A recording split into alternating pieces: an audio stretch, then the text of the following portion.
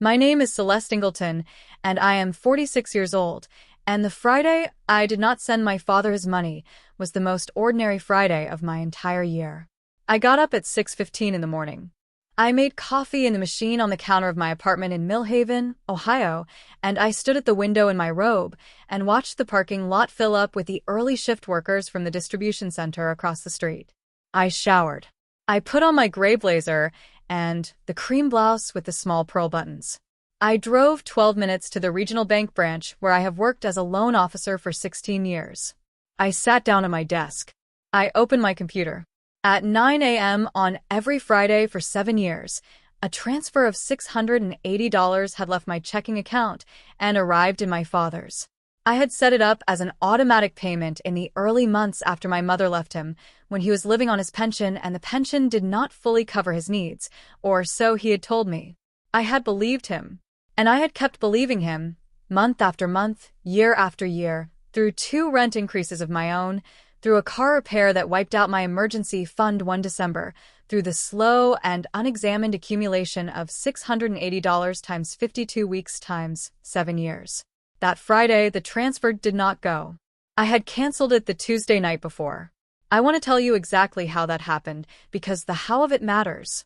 My father's name is Raymond. He is 68 years old and lives in the house on Cartwell Drive in Dunmore, Ohio, where I grew up, a 3-bedroom colonial with a 2-car garage and a finished basement that he has used as a workshop since I was small. The house is paid off. Has been for 11 years. He owns a late model truck and a base boat that he takes to Clearwater Lake 3 weekends out of 4 between April and October. I want to be clear about what I am describing. My father is not a poor man. He is a man who found at 61 that he could live more comfortably if someone else absorbed a portion of his expenses, and that the someone else most available for that arrangement was me. His pension from the County Road Department is $2,140 a month. His expenses, I later calculated carefully in the narrow red ledger I keep in my kitchen drawer, run to approximately $1,600 a month. He has a surplus. He has had a surplus for as long as I have been sending money. I did not know that when I started. I found it out slowly, in pieces, the way you find out things you did not want to know. My brother Derek has never sent a dime. Derek lives 40 minutes from Raymond, in Crestfield, and goes fishing with him on the boat twice a month and eats Sunday dinner at the house on Cartwell Drive every week without fail. Raymond has never once told Derek that he owes him anything. Raymond has, from what I can gather, told Derek on multiple occasions that I am the responsible one, the steady one, the one who handles things. I used to think that was a compliment. I understand now what it actually was. I want to be honest about my father's motive, and I will say it plainly here because it is the only way to make sense of the rest of this story.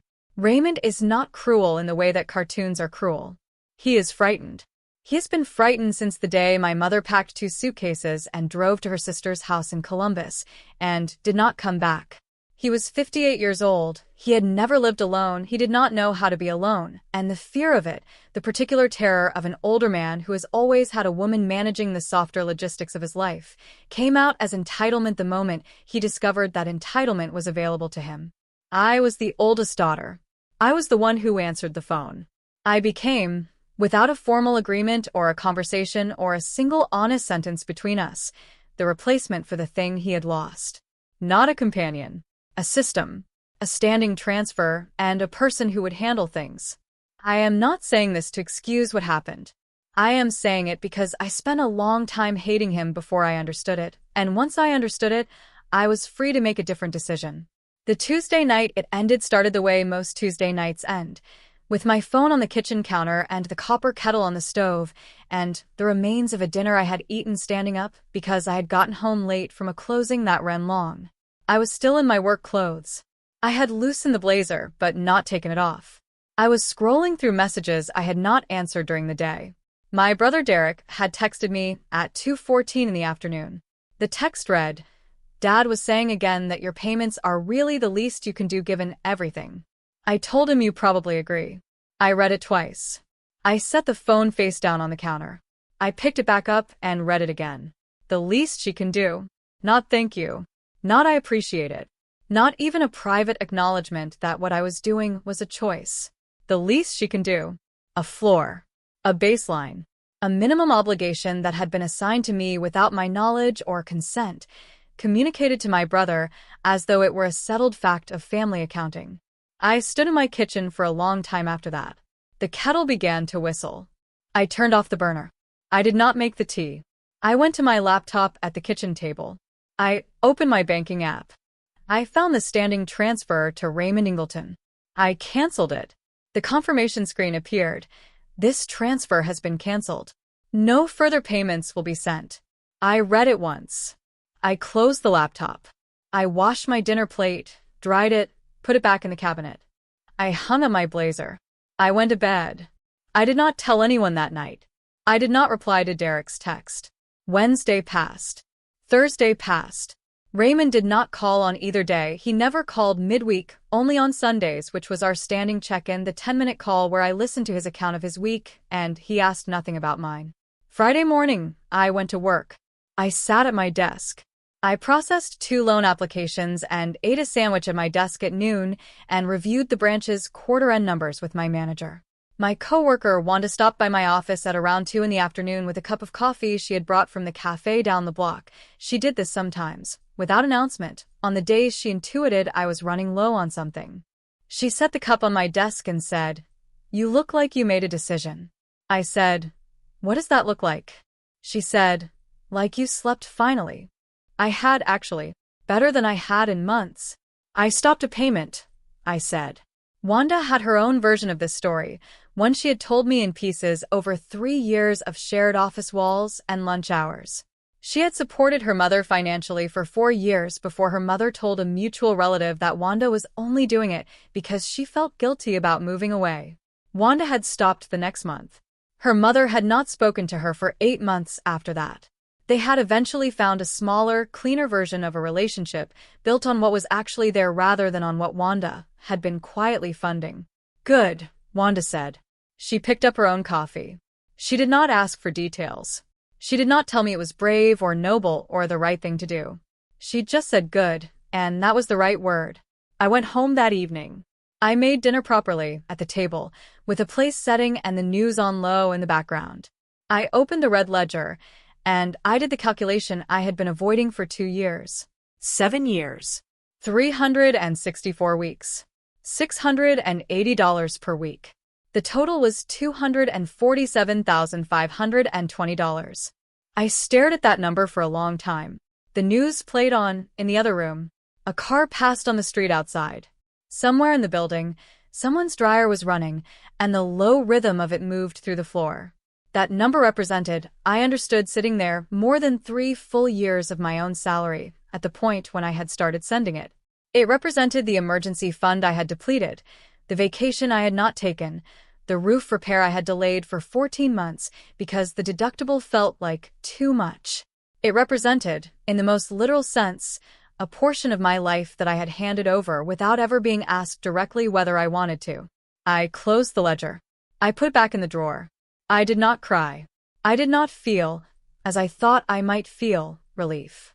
What I felt was something simpler and harder than that, something that had no comfortable name, something that sat in the middle of my chest like a stone that had always been there, and that I had only just noticed had been there all along.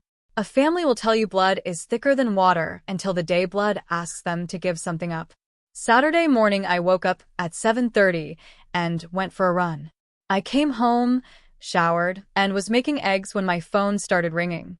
Raymond. I let it ring. It rang again 20 minutes later, and again after that. By noon on Monday, I know this because I kept a count in the red ledger, he had called 29 times across Saturday, Sunday, and Monday morning. I did not answer. I want to tell you about Sunday afternoon because Sunday afternoon was the part that nearly broke the decision before it had fully formed. I was sitting at my kitchen table with the ledger open and a glass of water and my phone beside me, and the phone rang again, Raymond, again, and I picked it up and held it and watched his name on the screen, and did not press accept. It was 3:47 in the afternoon. The light in my apartment at that hour comes through the west window and falls in a long rectangle across the kitchen floor, and I sat in that light with the phone in both hands and thought, what if I am wrong about this? What if I have been reading cruelty into carelessness? What if he is simply a man who does not know how to say thank you, and is not wicked for it. What if the text Derek sent was Derek's framing, not Raymond's actual words? I sat with that for a long time. The phone rang and went to voicemail. I did not move. And then I thought about a specific Sunday 11 months earlier. Raymond had called for our weekly check-in, and mid-conversation he had said, without transition or context, "I've been thinking of finally getting the basement refinished. Proper drywall, recessed lights. I figure it's time." I had said, "That sounds nice, Dad, though it'll be expensive." And he had said, "Well, that's what the money's for, isn't it?" He had not been talking about his pension. I put the phone down on the table, face down. I did not call him back. I did not call Derek. I did not call anyone. I finished my water. I washed the glass. I put it back in the cabinet. When the phone rang again at 4:22, I had already moved to the couch with a book I had been meaning to read for 2 months, and I let it ring until it stopped. Monday afternoon, Derek called. I answered on the third ring. "Dad can't reach you," he said. "I know," I said. "He says the transfer didn't come." "It didn't," I said. A pause. Derek's pauses had a particular quality. Not the silence of someone thinking, but the silence of someone deciding how much they want to engage with something they'd rather not. "What's going on?" he said. "I've been sending Dad $680 every week for 7 years, I said. "I've decided to stop." "Celeste." "Derek," I said. "Did you know he has a surplus on his pension every month?" Silence. "He told me he needed it," I said. "I mean, he likes having the extra." "He told me he needed it," I said again. When I started sending it, those were the words he used. Another pause. Longer. "He's going to be really upset," Derek said. "He already is," I said. 29 calls since Saturday. Derek didn't have anything to say to that. We ended the call without resolution. I went back to the loan applications on my desk. The call from my father that I had been dreading, the direct confrontation, the demand, the scene I had rehearsed in my head 100 times, did not come on Monday, or Tuesday, or Wednesday morning. What came instead, on Wednesday at 11:22 a.m., was a call from a non-emergency police line in Dunmore, Ohio. The officer introduced herself as Officer Renata Marsh. She said she was calling regarding a complaint filed by a Raymond Ingleton, who had reported that his daughter had been making unauthorized withdrawals from a shared account and had recently stolen funds he was owed. I sat very still at my desk. I said, "I see." She said, "Ma'am, I want to be straightforward with you. I've reviewed the complaint, and I have some questions about the basis of it. Would you be willing to speak with me?" I said, "Yes. I have records of every transfer I have ever made, going back 7 years. They are from my personal checking account, initiated by me, to an account solely in my father's name. I have never had access to any account of his." She was quiet for a moment. Then she said, "That is consistent with what I'm seeing." I asked her what happened next. She said the complaint had been logged, but that based on the information available there was no actionable allegation of theft. She said she would note the outcome in the file. She asked me if I had any concerns for my safety. I said I did not. She said, "All right. I'm sorry you're dealing with this." I thanked her. I set the phone down on my desk. I looked at the wall of my office for a moment. The framed branch performance certificate from 4 years ago, the small succulent on the windowsill that Wanda had given me when I made loan officer, the stack of folders on the corner of the desk. I did not cry. I did not panic. I did not pick up the phone and call Raymond. What I felt, sitting there at 11:27 a.m. on a Wednesday in Millhaven, Ohio, was a very particular kind of clarity. The kind you feel when a thing you were already certain of becomes, in one stroke, undeniable. He had not called to explain. He had not called to apologize or negotiate or understand. He had walked into a police station and told an officer that his daughter had stolen from him. That was the answer to the question I had been asking on Sunday afternoon in the rectangle of light on my kitchen floor. That was the answer. In full. I called Wanda at lunchtime. I told her what had happened. She listened without interrupting, which is one of Wanda's considerable gifts. When I finished, she said, "Are you okay?" I said, "I think so." Yes. She said, "What are you going to do?" I said, "Nothing. There's nothing to do." The officer said there's no actionable allegation. He filed a false report and it went nowhere. He filed a false police report against his own daughter, Wanda said, not as a question. Yes, I said. Okay, she said. Okay. And then, do you want to get dinner tonight? We went to the Italian place 2 blocks from the office, and I ordered the gnocchi, and we talked for 2 hours about things that had nothing to do with Raymond, about Wanda's nephew, who had just started walking, about the branch manager's impending retirement, about a documentary series we had both been watching. It was the most ordinary evening I had spent in months, and it steadied me in a way I had not known I needed. I started seeing Dr. Priya Osei in October of that year, 3 weeks after the police call, on a recommendation from my own doctor, who had noticed at my annual physical that my blood pressure was running higher than it should be for someone my age. Dr. Osei's office was 10 minutes from mine, and her first question to me, in our first session, was not about my father. It was, "What does a good week look like for you?" I sat with that question for a long time before I answered, because I realized I was not entirely sure. I had been so organized around managing Raymond's needs and Derek's silence, and my own quiet calculations, that I had lost track of what I was actually moving toward. That question, "What does a good week look like?" turned out to be the beginning of the real work. Derek called me in November. He had heard through a cousin about the police report. His voice on the phone had a quality I had not heard from him before, something careful and a little ashamed. "He actually filed it?" Derek said. "Yes," I said. A long silence. Did he think you'd been stealing from him?" "I genuinely don't know what he thought," I said. "I know he was angry that the money stopped, and I know that's what he did about it." Derek was quiet for a while. "Celeste," he said, "I didn't know you'd been sending that much. Or that long." "I know," I said. "He never told me the amount," he said. "He just said you helped out." $247,000, I said. "Over 7 years. From my personal account. Because he said he needed it." Derek did not respond to that immediately. When he spoke again, his voice was different, quieter, with an edge of something that might have been guilt and might have been shock, and was probably both.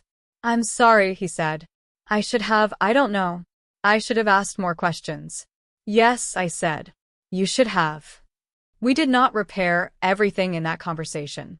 We did not repair it in the next one or the one after that.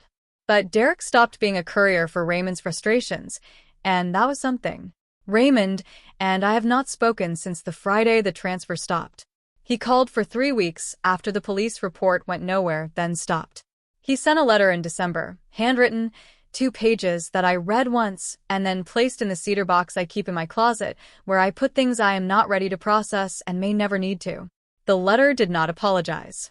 It explained, at some length, that he had been under significant financial and emotional stress, and that the withdrawal of my support had put him in a very difficult position. It asked me to reconsider. I did not reconsider. In February, through Derek, I learned that Raymond had applied for and received a supplemental benefit through his county pension plan that he had been eligible for since retirement, but had never pursued. The benefit added $416 per month to his income. I do not know whether he found this information on his own, or whether someone helped him find it. I did not ask. What I know is that his lights are on. His truck runs. He goes fishing 3 weekends out of 4 between April and October. He is managing. People manage when they have to. That is the thing I kept forgetting about entitlement, that it requires someone else's surrender to function. The moment I stopped surrendering, the entitlement had nothing left to run on, and what remained was just a man who had to figure out what he had always been capable of figuring out on his own. There is a particular kind of exhaustion that comes from carrying a weight so long you have forgotten it is not part of your body. I know what that exhaustion feels like because I lived inside it for 7 years without knowing I was tired. I know what the absence of it feels like, too. It feels like a Wednesday morning with a cup of coffee and a loan application on your desk and no transfers pending and nothing owed to anyone before 9 o'clock. It feels like ordinary. And ordinary, I have learned, is not a small thing. Ordinary is what you get when the extraordinary demands stop. Dr. Osei asked me once, in a session in the spring, whether I missed the relationship with my father. Not the money, not the arrangement, but the relationship, whatever it had been before I understood what it was. I thought about that for a long time. I thought about Sundays at the house on Cartwell Drive when I was 12 and we watched football together, and he made his chili recipe that took 4 hours and used dried chiles he ordered from a shop in New Mexico. I thought about how he taught me to drive on an empty road out past the county fairgrounds and did not lose his patience once, which surprised me even then. I said, "I miss who I thought he was." She nodded. She did not say that was enough or that it was not enough. She let it be what it was. Some people only know how to love what they can control.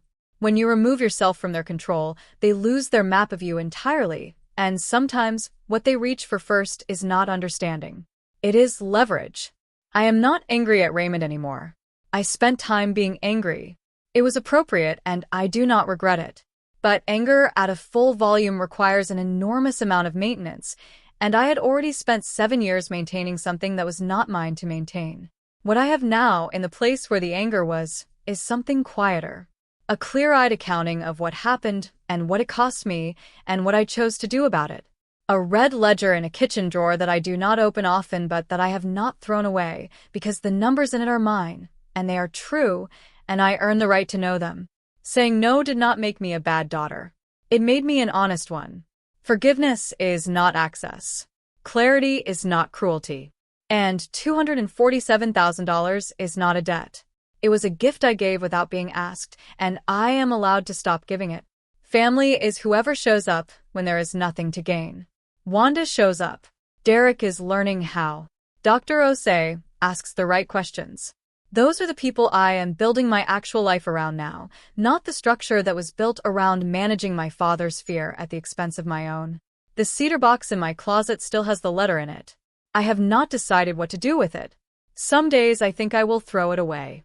Some days I think I will open it again when I am further from it.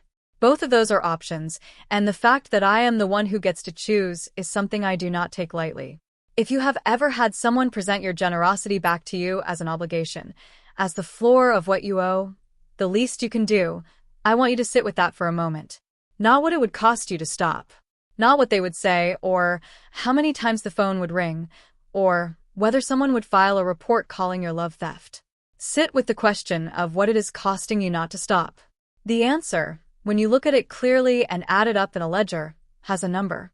And the number, when you finally see it, will change the shape of everything that comes next. What would you do if you finally let yourself count the cost?